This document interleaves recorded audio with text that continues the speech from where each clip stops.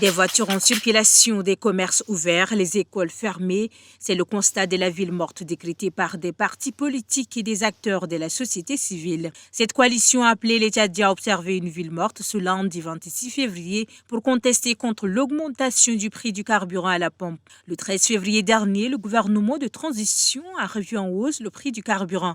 De 518 francs, le super est passé à 730 francs. Une augmentation qui continue de soulever des contestations.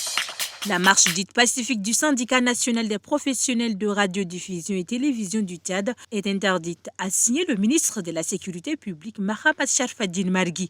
Le ministre a justifié le refus de la tenue de cette marche par 3 points, notamment le risque de troubles à l'ordre public. Ces agents voulaient marcher le mercredi 28 février du siège de la télévision nationale au ministère des Finances. Ils avaient déjà organisé le 13 février un sitting devant l'UNAMA pour revendiquer les meilleures conditions de travail et le paiement des passifs. Le premier ministre nigérien Ali Mahamat Lamine Zine a été accueilli dans la soirée du 25 février à l'aéroport international Hassan Diamous de N'Djamena par le ministre des Affaires étrangères Mahamat Saleh Nadif. Ce dernier séjourne au Tchad dans le cadre du travail selon le communiqué du ministère des Affaires étrangères.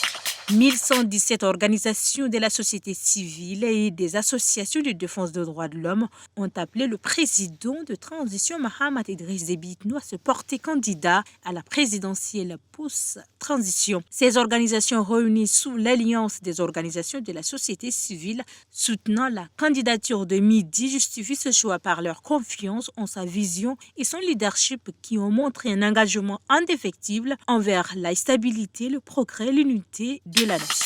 Réunis en assemblée générale ce lundi, des syndicats des travailleurs du Tchad ont décidé de prolonger leur grève préventive de 2 semaines. Ils ont entériné cette décision à la Bourse du travail. Cette vague de grève sera accompagnée d'un service minimum dont les hôpitaux ont décidé, les syndicalistes. Ils avaient lancé un appel à la grève d'une semaine la semaine dernière pour protester contre l'augmentation du prix du carburant à la pompe et le non-respect du pacte social triennal. En signe de protestation contre la distribution des sacs de céréales aux enseignants par le gouvernement, ils ont brandi ce matin des pancartes sur lesquelles ils ont écrit « Les enseignants ne sont pas affamés. Quand le sac de riz sera fini, que se passera-t-il »